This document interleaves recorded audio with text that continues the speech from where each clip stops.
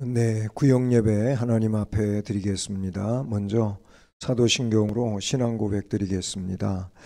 전능하사 천지를 만드신 하나님 아버지를 내가 믿사오며 그 외아들 우리 주 예수 그리스도를 믿사오니 이는 성령으로 잉태하사 동정녀 마리아에게 나시고 본디오 빌라도에게 고난을 받으사 십자가에 못 박혀 죽으시고 장사한 지 사흘 만에 죽은 자 가운데서 다시 살아나시며 하늘에 오르사 전능하신 하나님 우편에 앉아 계시다가 저리로서 산 자와 죽은 자를 심판하러 오시리라.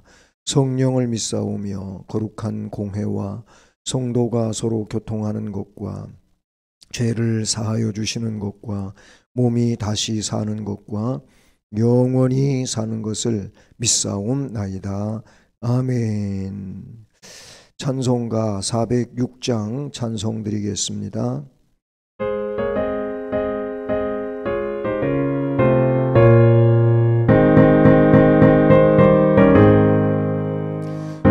내 영혼 편히 쉴 곳과 풍랑이로도 안전한 보고 폭풍까지도 다스리시는 주의 영원한 발구지에 주의 영원하신 발 함께하사 항상 나를 붙드시니 어느 곳에 가든지 요동하지 않는 주의 팔을 의지함이라.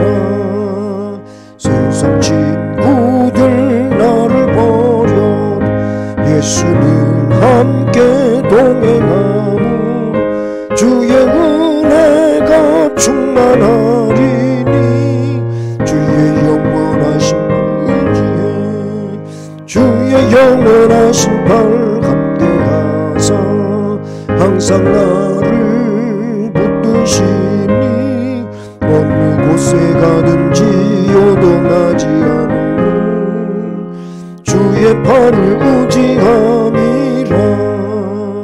나의 믿음이 연약해져 미리 예비한 힘을 주시며 위태할 때도 안동하신 주의 영원을 의지해 주의 영원하신 발 함께하사 항상 나를 붙드시니 어느 곳에 가든지 요동하지 않는 주의 팔을 의지함이라.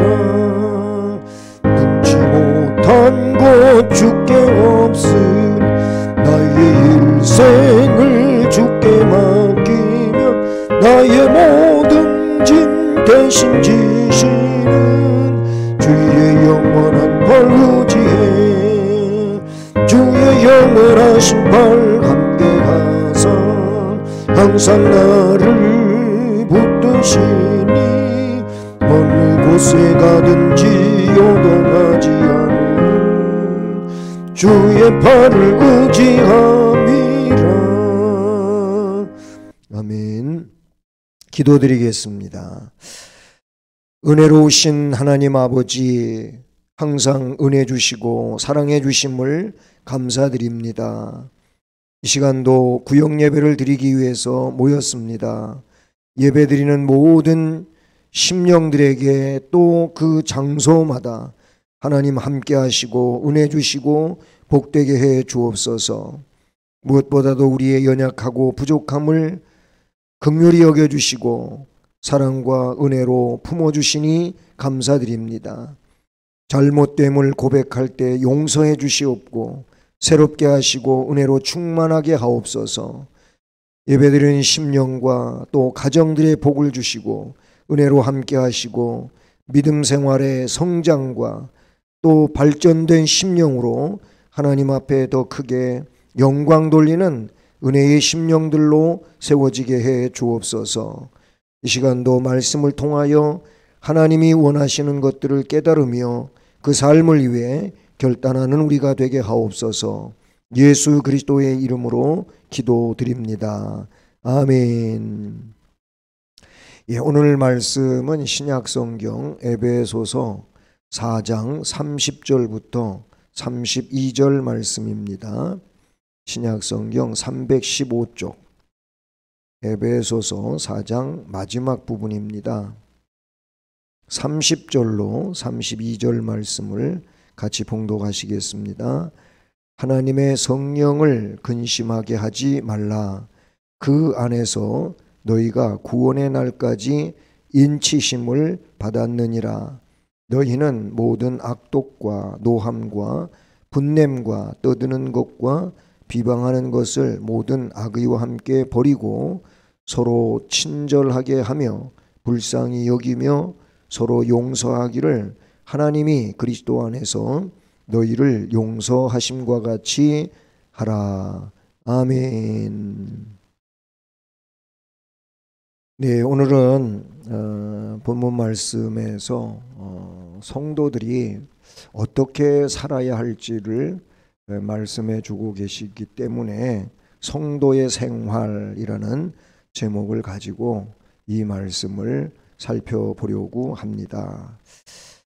예, 하나님은 인간을 창조하실 때 그냥 홀로 살아가는 존재로 창조하시지를 않았고요.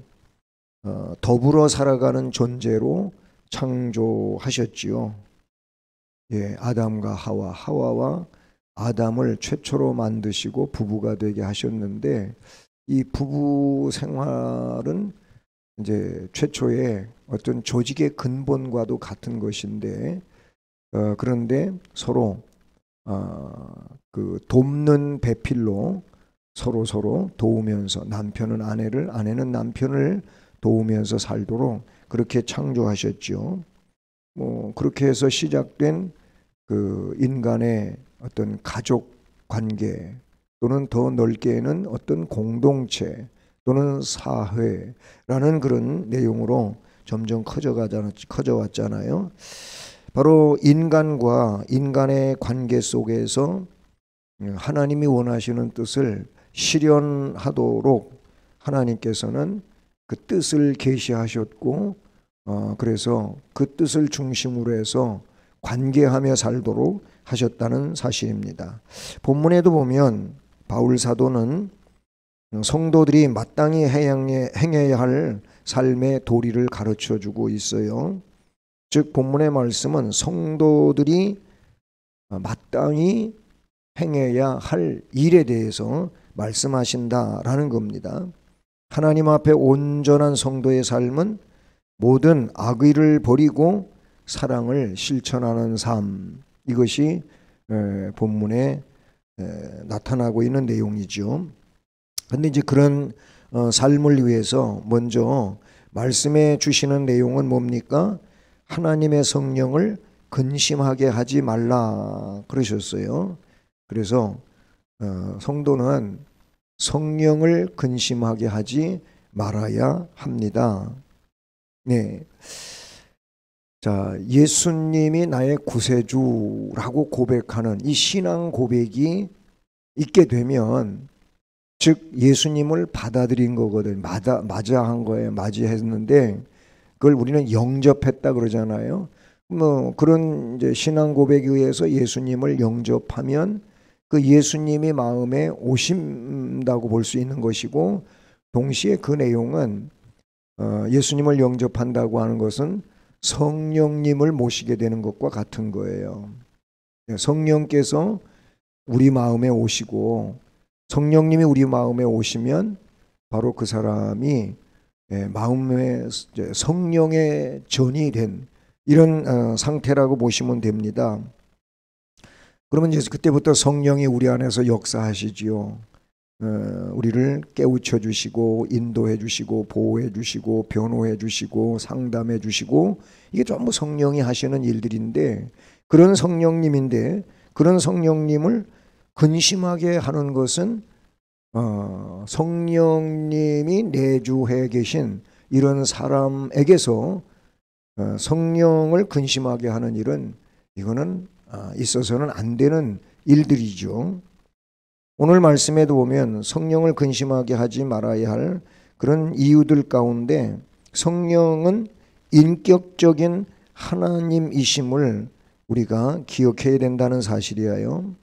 성령이라고 할 때는 다 막 능력을 허락하시고 능력으로 역사하시고, 즉 능력이나 권능을 많이들 생각을 하지요. 물론 그것도 성령이 하시는 일이에요. 근데 그런 능력이나 권능만이 아니라 성령은 영광과 존귀를 받으시기에 합당하신 하나님이시죠. 성령님 영광 받으셔야 돼요. 또 존중 받으셔야 돼요. 기쁨과 슬픔을 표현하시는 인격적 하나님, 인격적 영이신 하나님이 성령님이거든요. 그리고 성령은 세상 밖이나 역사 밖에만 계시는 분이 아니고 그분은 우리 안에 우리와 함께 계시는 하나님인 거예요. 나와 함께 하시고 나에게 역사하시고, 앞에도 얘기했지만 나를 이끌어 주시고 깨닫게 하시고, 내가 뭘 잘못할 때 그것을 깨닫게 해주시고 진리 가운데로 인도해 가시고, 또 내가 하나님 아버지 앞에 바로 설 수 있도록 변호해 주시고 상담해 주시고, 이런 일들을 한단 말이죠. 우리 안에서 그런 역사를 하셔요. 그것은 곧 인격적인 성령님이시라는 겁니다. 그리고 성경을 보면 성령을 근심하게 하는 죄들이 나와요. 예. 그런데 마태복음 12장 31절 32절을 보면 성령을 근심하게 하는 가장 큰 죄가 뭐냐? 성령을 회방하는 죄라고 나와 있어요. 성령 회방죄는 사심을 받지 못한다 라고 말씀하고 있어요.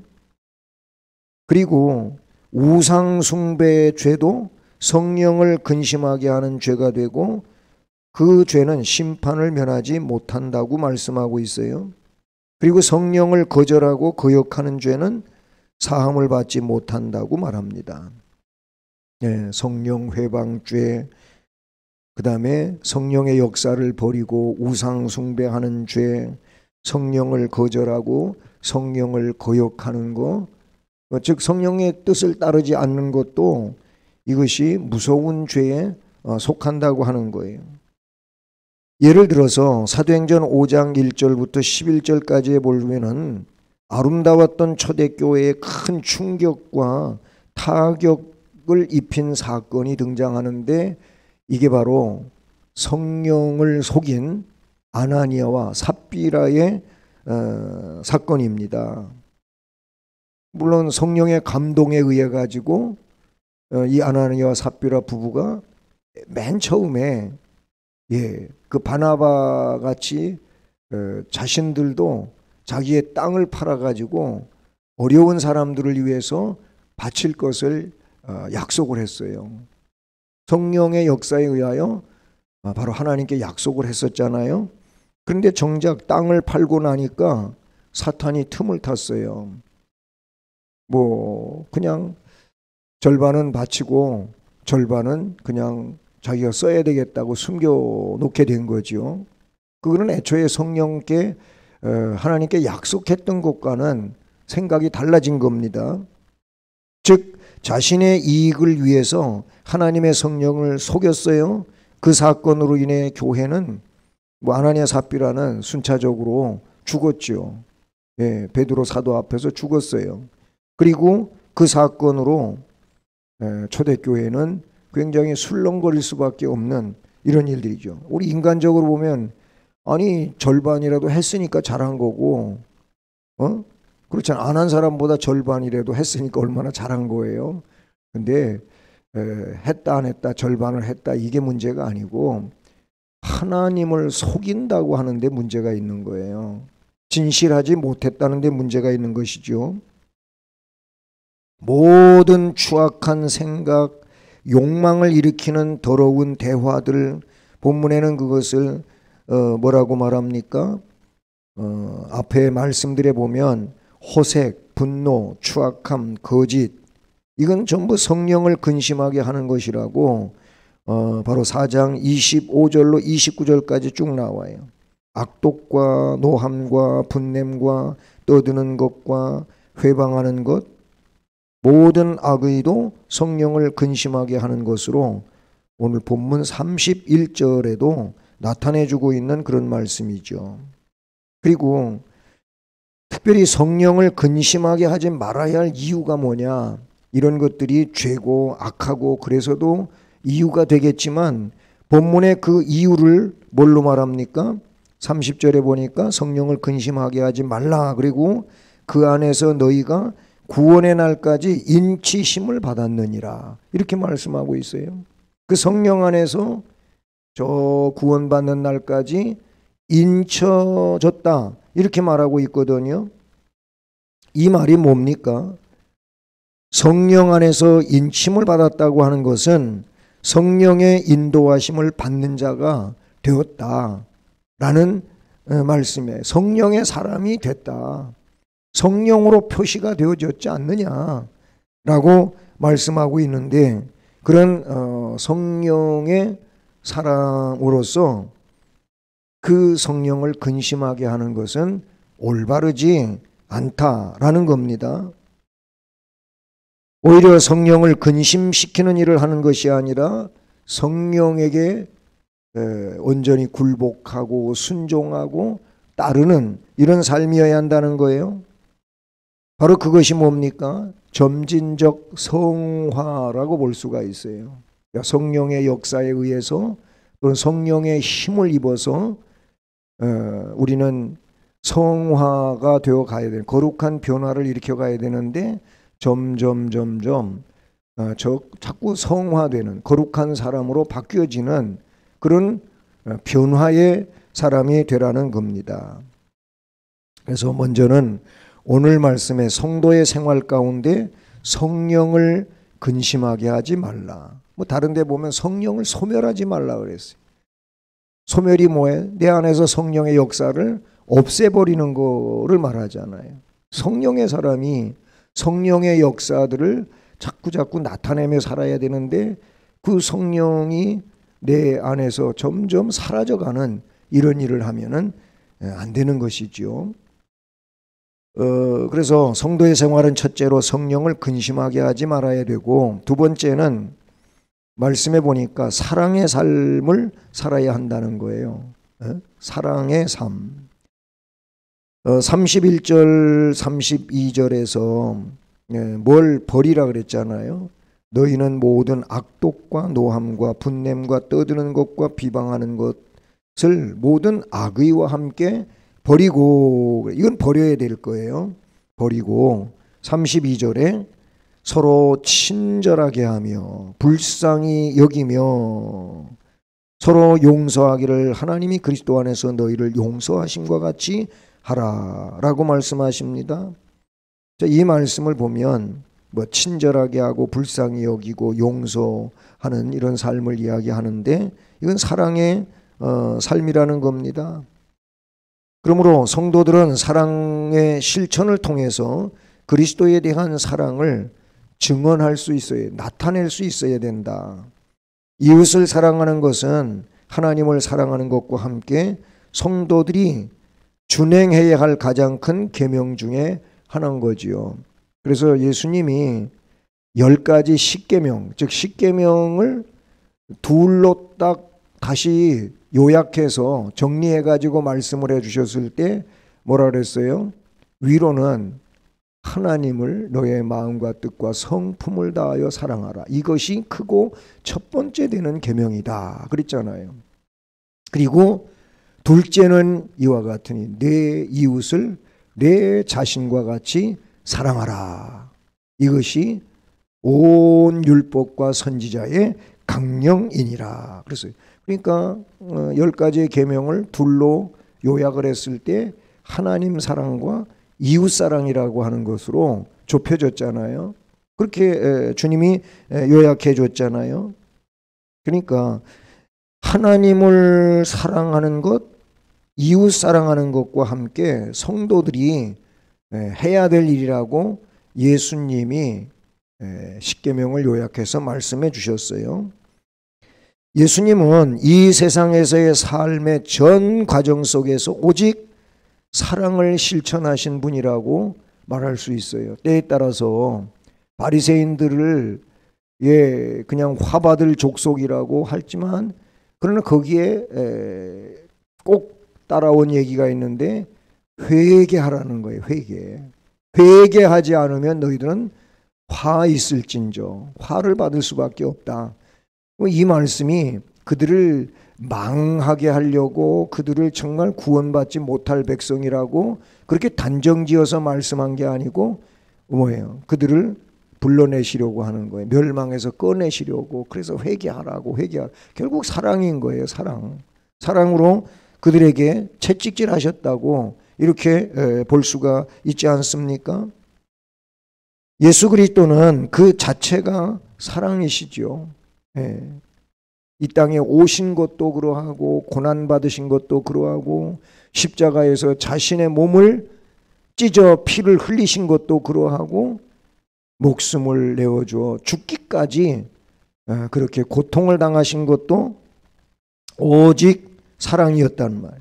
주님은 그랬어요. 친구를 위하여 목숨을 버린다면 이것보다 더 큰 사랑이 없다.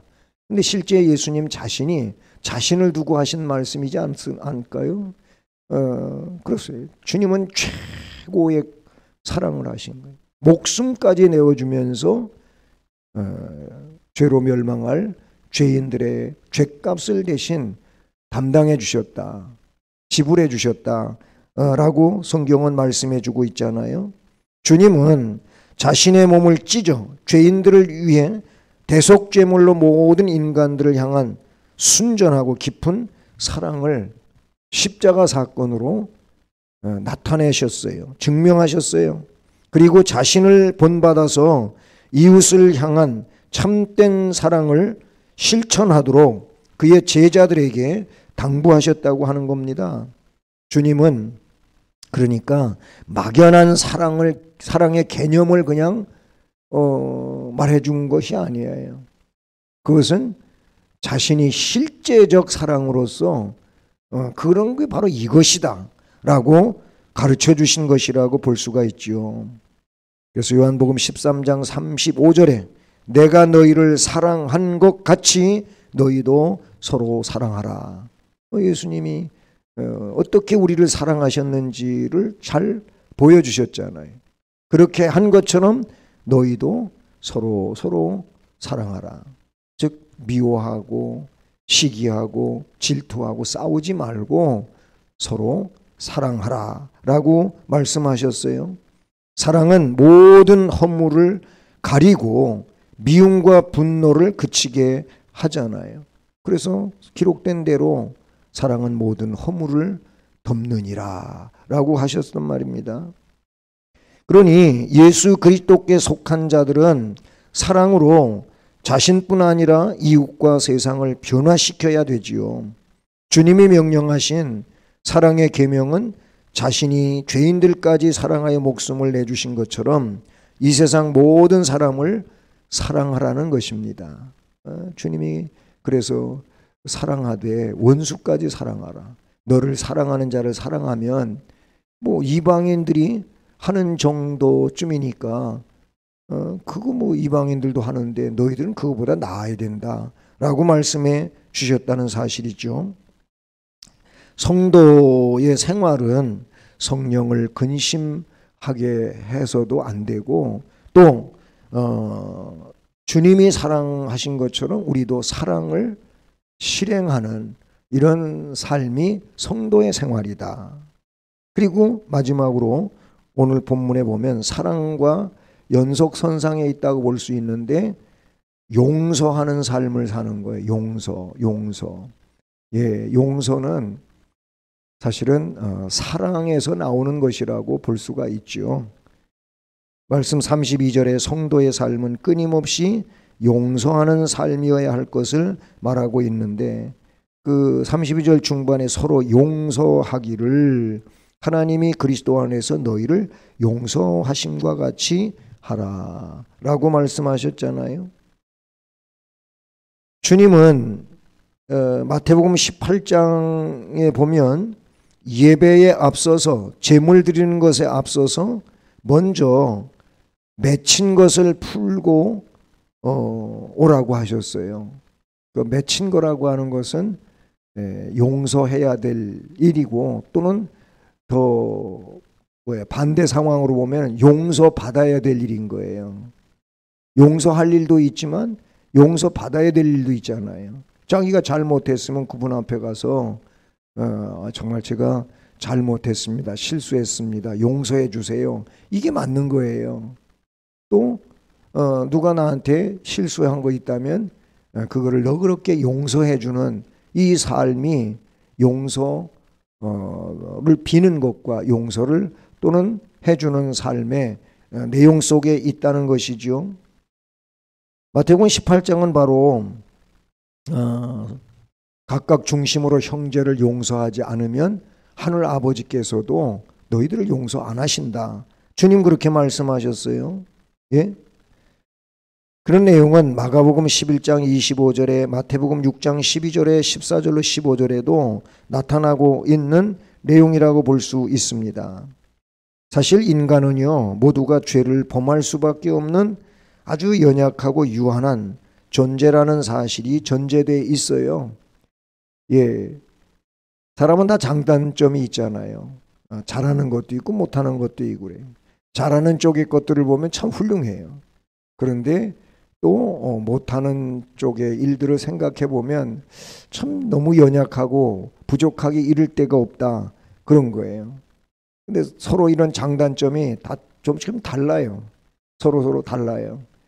자기는 그런 면에 잘한다고 자기가 똑같이 그런 거를 못한다고 하면 나에게도 못하는 구석이 있음을 좀 생각을 해야 되는데, 그렇지 않고 비판하고 또 그거를 무시하고 조롱하고 이러는 일이 되면 안 되는 것이죠. 네, 서로 장단점이 있음을 기억하고 잘한 일들에 있어서는 칭찬을 아끼지 말아야 할 것이고, 잘 못한 부분에 있어서는 그가 좀 그런 실수를 하지 않도록 위해서 기도도 해주고 또 잘 이끌어줄 필요가 있다, 이렇게 볼 수가 있는 겁니다. 어쨌든 성도들이 이웃에게 자비를 베풀고 먼저 용서하기를 청하며 원수까지도 용서해주는 생활을 할 때 그리스도께 속한 빛의 자녀들로서 이 세상의 어둠을 몰아낼 수 있게 되는 것이죠. 성도들은 생활 속에서 그러니까 신앙을 나타내야 되는데, 이게 뭐냐? 이게 신앙생활인 거예요. 뭐 신앙생활, 교회 가는 것만이 신앙생활이 아니에요. 사람들은 자꾸 교회 가는 것만 신앙생활쯤으로 생각하는데 그게 아니고, 교회 갔다가 와서 가정생활을 살고 사회생활을 살아갈 때 거기가 바로 신앙생활을 하는 현장이란 말이죠. 예, 그 삶 속에서 바로 하나님이 증언되어져야 되고 하나님이 기뻐하시는 일들을 할 수 있는 거, 이게 뭐예요? 내 몸으로 산 제물이 되어 제사를 드리는 그런 내용이라고 볼 수가 있는 거예요. 예배 시간에만 산 제물 되는 게 아니고 삶을 신앙으로 살아가는 것이 바로 내가 살아있는 제물 되는 것이라고 볼 수가 있어요.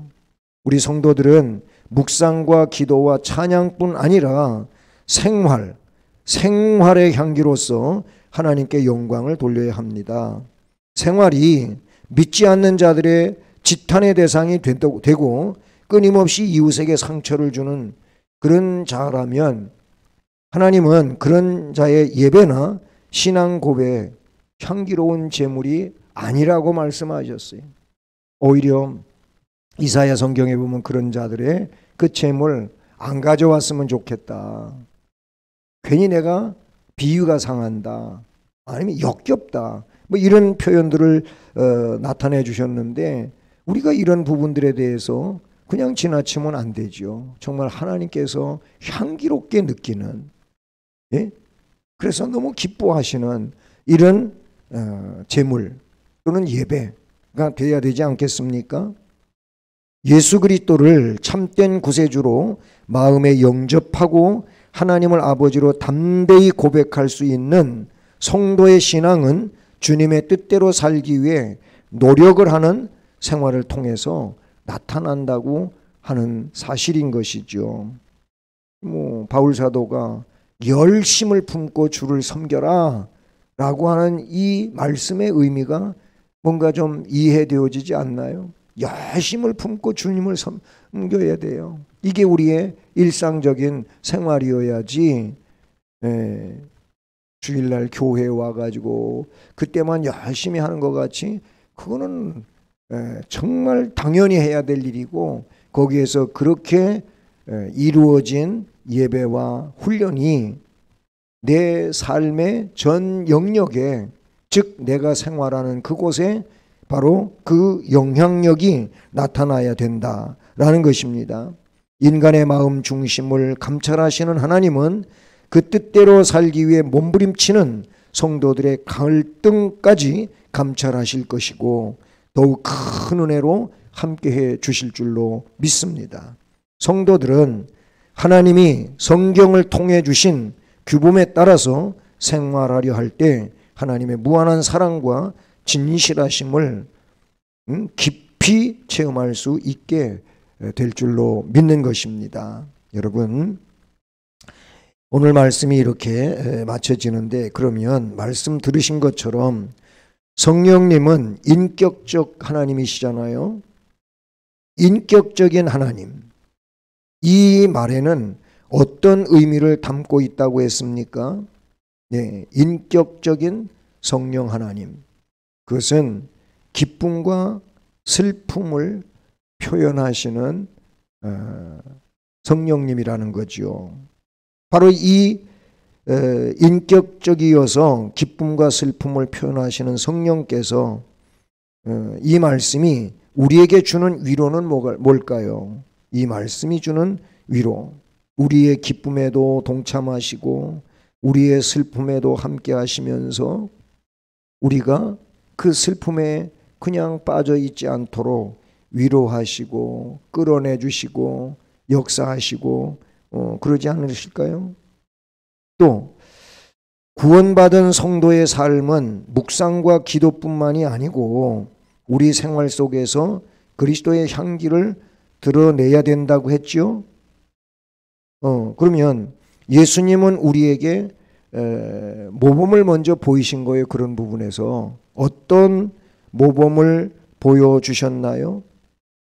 네, 예수님이 말로만 사랑하라 그러지 않고 본인이 먼저 실제적으로 십자가에 못 박았어요. 자신을 십자가에 못 박았어요. 얼마나 고통스러운 일이고 정말 겪을 수 없는 일이잖아요. 그런데 십자가의 죽음으로 자신을 희생시켜서 우리 죄를 대속하여 온전한 사랑을, 진짜 사랑을 드러냈어요. 그 사랑이 아카페 사랑이잖아요. 희생적 사랑이잖아요. 아낌없이 주는 사랑이잖아요. 그렇게 예수님은 우리에게 모범을 보이셨어요. 그러므로 우리는 그리스도의 향기를 온전히 드러내면서 사는 것이 훌륭한 신앙이고 올바른 신앙인데 여러분은 어떠십니까? 이렇게 물으면 너무 부끄럽지요. 죄송하지요. 앞으로는 지난 날보다 더 주님의 이 모범적 사랑을 닮아가기를 몸부림칠 수 있기를 바라고 우리 주님의 사랑에 힘입어서 우리도 헌신의 삶을 살아가는 이런 은혜자들이 되기를 우리 주님의 이름으로 축복합니다. 기도하겠습니다. 하나님 아버지 감사합니다. 우리는 하나님이 구별해 주신 성도들입니다. 거룩한 사람들입니다. 그러므로 성도에게는 성도다운 생활이 있습니다. 오늘 말씀에서 바로 그 성도의 생활을 가르쳐 줍니다. 우선 우리의 위로자 되시고 감화와 감동으로 이끌어 주시는 성령님을 우리는 근심하게 하지 말아야 할 것입니다. 그분이 우리의 구원을 인쳐 주셨기 때문인 것입니다. 또 우리는 사랑의 삶을 살아야 합니다. 사랑의 삶에 대해서 우리 주님이 본을 보여주셨고 너희도 이와 같이 서로 사랑하면서 살라고 말씀해 주셨습니다. 그리고 형제를 용서하라고 하십니다. 진정한 용서를 하지 않는 자는 하나님 아버지부터로도 용서받을 수 없다고까지 주님은 말씀해 주셨습니다. 정말 용서받을 수 없는 어마어마한 그 죗값을 우리 주님의 희생행 때문에 용서를 받았습니다. 그러므로 우리 형제들이 우리에게 잘못한 것이 있다면 내가 하나님 앞에 잘못한 것보다 더 크겠습니까? 그렇지 않으니 우리가 형제 자매를 용서할 줄 아는 참으로 성령의 사람으로 온전케 하여 주시옵소서. 그래서 성도의 생활을 잘 살아가는 믿음이 충만하고 능력 있는 우리 모두가 되게 하옵소서. 예수 그리스도의 이름으로 기도드립니다. 아멘. 네, 찬송가 407장을 찬송드리겠습니다.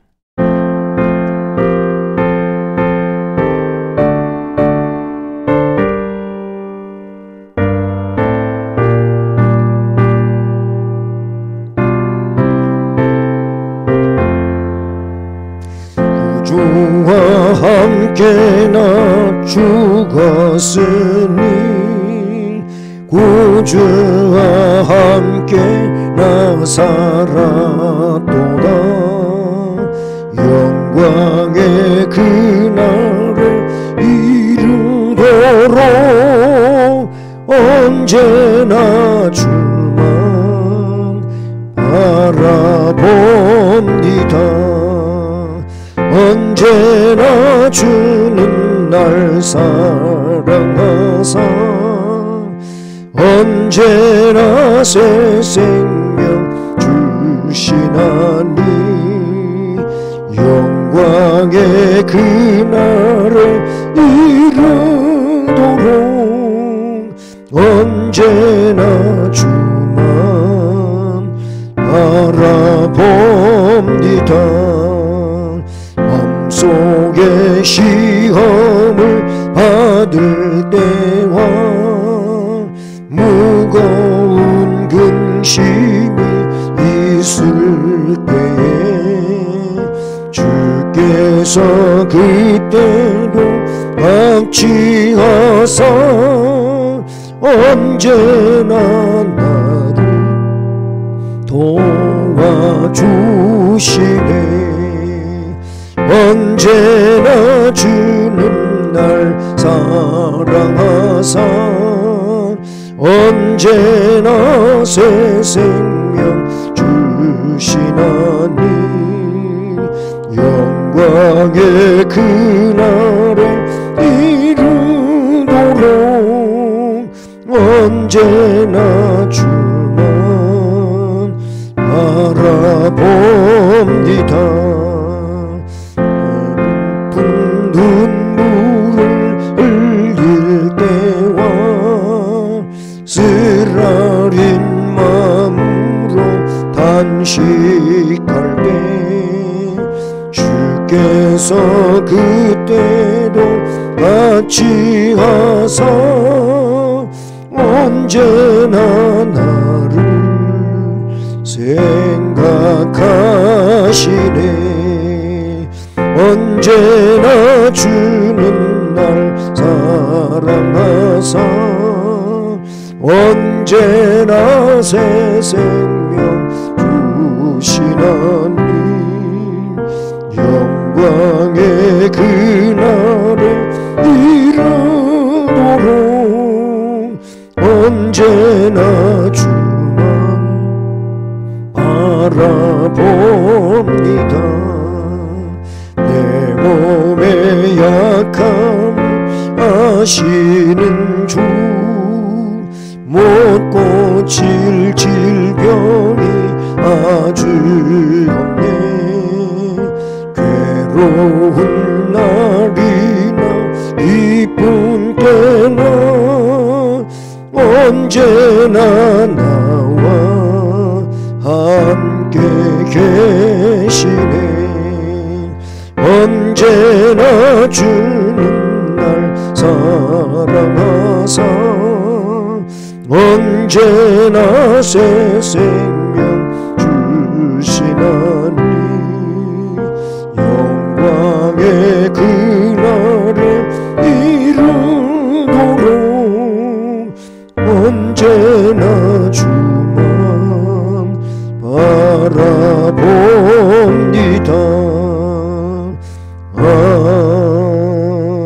아멘. 아멘. 예, 돌아오는 주일 이웃 초청 잔치하는 주일입니다. 물론 오전 예배에 초청 대상자들이 오셔도 되고요. 오후 2시에는 바로 이 초청 잔치하는 시간입니다. 기억해 주시기를 바라고요. 여기에 초대장이 만들어져 있습니다. 초대장 필요하신 분은 새가족실에서 가져다가 쓰시기를 바라고요. 그리고 이 일을 위해서 이렇게 월요일부터 금요일까지 기도해 오고 있습니다. 남은 시간들에도 그 영혼들을 위해서 또 이 초청 예배를 위해서 기도해 주시고 한 영혼이라도 우리가 구원의 반열에 세울 수 있는 그런 하나님의 은혜를 전달하는 자들이 될 수 있기를 바랍니다. 이제 주의 기도하심으로 오늘 구역 예배를 마치도록 하겠습니다. 하늘에 계신 우리 아버지여, 이름이 거룩히 여김을 받으시오며 나라의 임하시오며 뜻이 하늘에서 이루어진 것 같이 땅에서도 이루어지이다. 오늘날 우리에게 일용할 양식을 주옵시고 우리가 우리에게 죄 지은 자를 사하여 준 것 같이 우리의 죄를 사하여 주옵시고 우리를 시험에 들게 하지 마옵시고 다만 악에서 구하옵소서. 되게 나라와 권세와 영광이 아버지께 영원히 있사옵나이다. 아멘. 아멘. 네, 감사합니다. 예배 마쳤습니다. 주일날 뵙겠습니다.